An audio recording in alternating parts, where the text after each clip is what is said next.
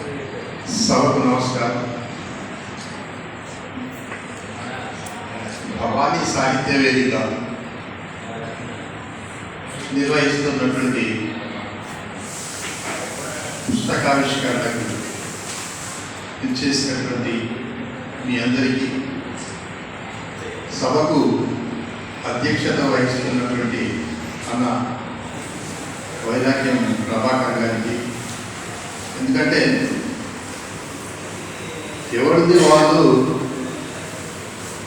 పొగుడుకొని, ఎవరిది వాళ్ళు రాసుకొని, ఎవరిది వాళ్ళే చదువుకొని, ఎవరిది వాళ్ళే గొప్పలు చెప్పుకుంటున్నటువంటి ఈ కాలంలో ఒక సాహిత్యాన్ని బాధ్యతగా ఎత్తుకొని నిర్విరామంగా 1 కాదు 2 కాదు 96 పుస్తకాలు, అందులో 4-5 ఆయనే ఉంటాయి.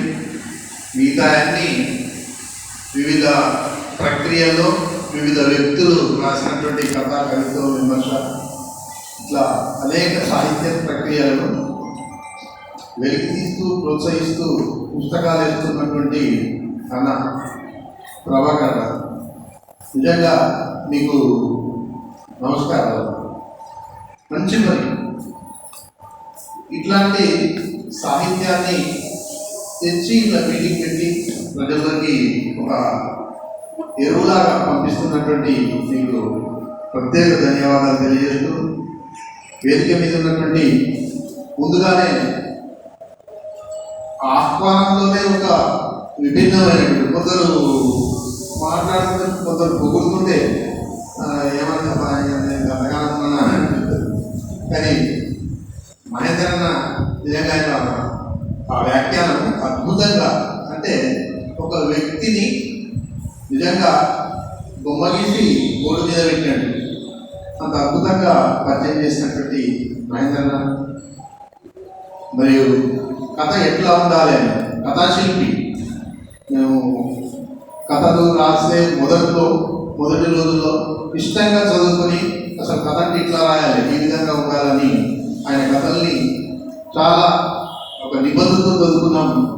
అయితే చంద్రయ్య సార్ కథ గురించి చాలా చక్కటి విశ్లేషణ చేసినటువంటి అయితే చంద్రయ్య సార్ గారిని, మరియు మా అన్న విద్యాధికుడు, ప్రిన్సిపాల్, వేల మందిని వేలు బట్టి విద్యా వనంలోకి నడిపిస్తున్నవాడు, మంచి కవి కల్వకుంట్ల రామకృష్ణ గారు, బహుముఖ ప్రజ్ఞాశాలి అంటారు అతను. ఎందుకంటే కథ, కవిత్వము, పాట,